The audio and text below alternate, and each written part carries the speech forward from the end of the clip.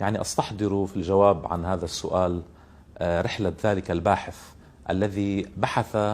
عن الأقوى في هذا الوجود، فقال: بحثت عن أقوى الأشياء فوجدته الحديد، نظرت إلى الحديد فوجدت أن النار تمدده، فعلمت أن النار أقوى من الحديد، نظرت إلى النار فوجدت أن الماء يطفئها، فعلمت أن الماء أقوى من النار، نظرت إلى الماء فوجدت أن السحاب ينزله، فعلمت أن السحاب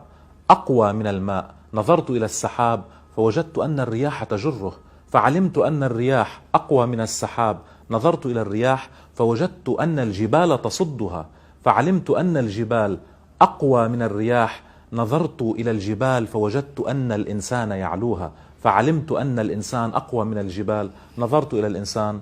فوجدت أن النوم يسكته، فعلمت أن النوم أقوى من الإنسان، نظرت إلى النوم فوجدت أن القلق يذهبه، فعلمت أن القلق أقوى من النوم، نظرت إلى القلق فوجدت أن الاطمئنان يعدمه، فعلمت أن الاطمئنان أقوى من القلق. حينها علمت معنى قول ربي: ألا بذكر الله تطمئن القلوب. الأقوى هو المطمئن